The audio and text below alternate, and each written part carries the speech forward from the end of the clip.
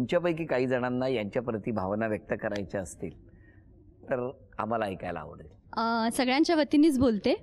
Mummy पप्पांबद्दल ना जेवढं सांगायचं तेवढं खरंच कमी आहे. दोघांकडनं आम्ही खूप काही शिकलो आहे. मम्मी पप्पा कुवेतला होते, जवळजवळ 25-26 वर्ष कुवेतला होते, 28 वर्ष.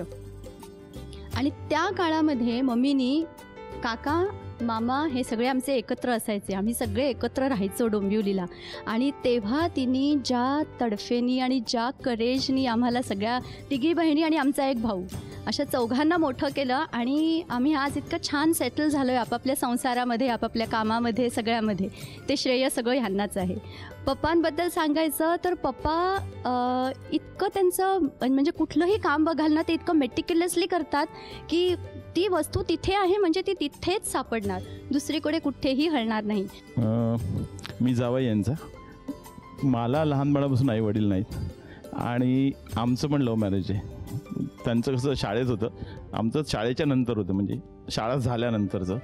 पण त्यानंतरचं संपूर्ण आईवडिलांचं प्रेम मला मम्मी आणि पप्पाने दिलं. म्हणजे मला कधीच माझ्या आईवडिलांची कमतरता कधीच जाणू दिली नाही. एवढं त्यांनी मला मनापासून प्रेम केलं.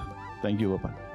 पप्पा आणि मम्मी आमचा मोठा भाऊ म्हणून आम्ही, तुम्हाला असं कदाचित वाटत असेल आम्ही दादा वगैरे असे काहीतरी बोलत असू, पण ॲक्च्युली परिस्थिती अशी आहे की आमच्या घरामध्ये कधीतरी आमच्या तोंडातून दादा म्हणून नाव निघतं, नाहीतर सगळे आमच्या आज अख्ख्या फॅमिलीमध्ये त्यांना पप्पा आणि मम्मीच बोलतात. आमची मुलं, आम्ही सगळे भाऊ आणि आमच्या बहिणी काही, त्या सगळ्या त्यांना पप्पा आणि मम्मी बोलतात. त्यांनी एकत्र आम्हाला अशा तऱ्हेने बांधून ठेवलं आहे की माझ्या आईने जी शिकवण दिली होती ती माझ्या भावाने आचरणात आणली आणि त्याला साजेशी आमची वहिनी आमची मिळाली आम्हाला. प्रत्येक घरामध्ये अशी एक लक्ष्मीसारखी असली तर खूप चांगलं आहे. अजून कोण? ही माझी सगळ्यात मोठी नणंद, पण नंदेसारखी मला कधीच ती वाटली नाही. इतकं त्याने मला प्रेम केले, म्हणजे आई वडिलांपेक्षा जाम प्रेम केले. मी जेव्हा लग्न होऊन आले तर मी ह्यांच्याचकडे होते महिनाभर. मी लग्नात रडले नाही, पण ह्यांच्या घरातनं नाशिकला आम्ही जेव्हा गेले तेव्हा खूप रडले. मला एवढं त्यांनी प्रेम दिलं होतं. मी प्रफुल्ल खोपकर, ताईचा धाकटा भाऊ. मी हिच्याकडे पहिल्यापासून होतो. त्याच्यानंतर मला जी जॉब मिळाला स्टेट गव्हर्नमेंटला TV कॅमेरामॅन म्हणून, मी तिकडेच होतो. त्याच्यानंतर माझी ट्रान्सफर झाली नाशिकला. तर मी डोंबिवली नाशिक डेली अपडाऊन करायचो. त्यावेळी सकाळी उठून मला नेहमी डबा द्यायची. पण हिचे फार माझ्यावर उपकार आहेत. या गप्पा, या भावना, या सगळ्या ऐकल्यानंतर एक छोटंसं आव्हान या दोघांना देऊया. एक खेळ पूर्ण करायचा आहे आणि तो खेळ पूर्ण केला की बक्षीस. बघूया काय होणार. या खेळामध्ये मनोरा रचायचा आहे आणि 12 टप्पे झाले की पहिलं बक्षीस, 15 टप्पे झाले की दुसरं बक्षीस. एक रिंग तुम्ही ठेवायची, एक रिंग तुम्ही ठेवायची.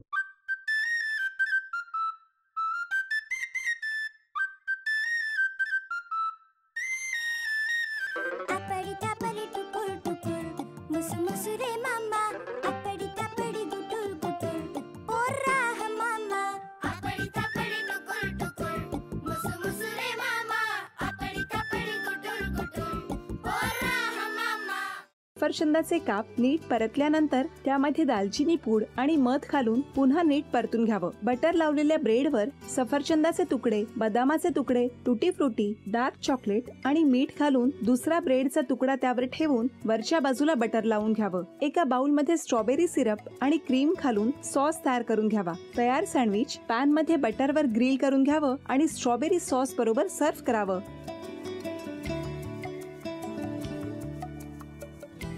हे जेव्हा बोलत होते तेव्हा मी बघत होतो की या दोघांनी स्वतःचा संसार उभा केलाच, पण स्वतःच्या संसाराबरोबर अनेकांच्या आयुष्यात आनंद निर्माण केला. तो आनंद महत्त्वाचा. हसत राहा, आनंदी राहा असं म्हणत शुभेच्छा देऊया. आणि ही झी मराठीकडून भेटवस्तू डेव्हिड तुमच्यासाठी. अभिनंदन. आणि वहिनींना तथास्तू पुणे यांच्याकडून ही पैठणी.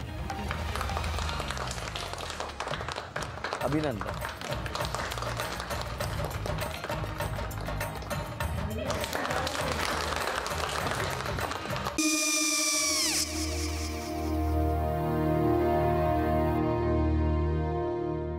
काय गो?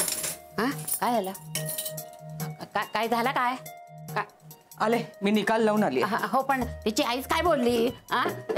तिला वाटलं का सगळ्या निशाने आपल्या चुका कबूल केल्या का? आई मी चांगलं सुनावून आली आहे. हं.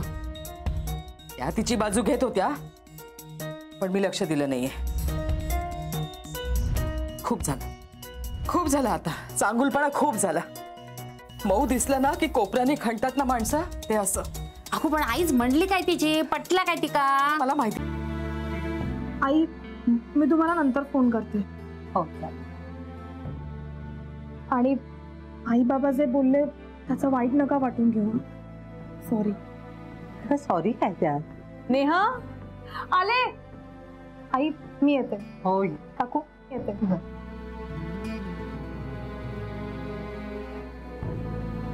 सावकाश जाग. हो हो. मग काय काकू, कधी उडवता लग्नाचा बार? बघूया.